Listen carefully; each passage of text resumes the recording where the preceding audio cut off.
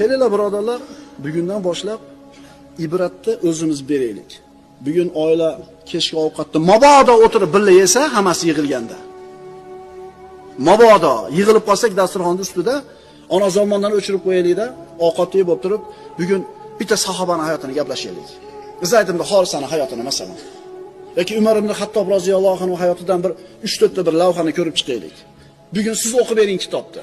Ertasi kun onasi o'qib beringiz. Keyin o'g'li, keyin qizi.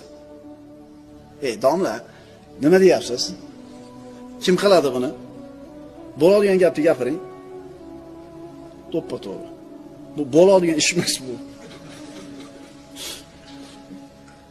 Bo'ladigan ish emas bu. Endi mana shu ish bo'lmaydigan bo'lib qolgandan keyin balo-bormi bolamdan shikoyat qilib. Hozirgi yoshlarda psixikasida meni tinch qo'yinglar degan narsa bor. Qaytaraman.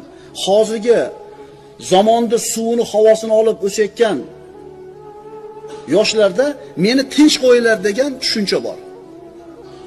Nima demadinglar? Qo'ylar. Chunki mana bu hozirgi berilgan ta'lim xuddi shu suvni beryapti. O'zi uchun yashaydi faqat. O'zi uchun. Qayerdan olyapti bu narsani?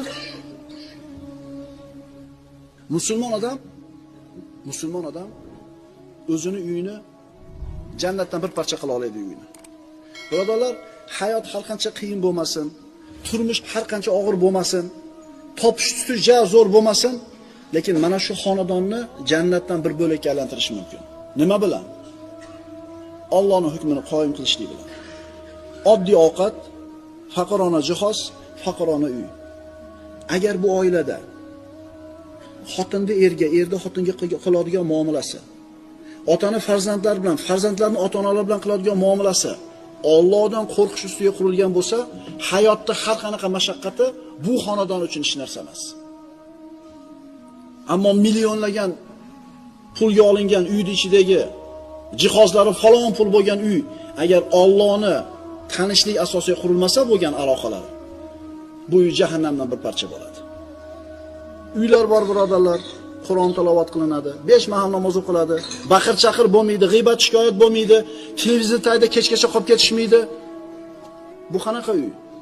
Alloh va Rasul yaxshi ko'rgan uy.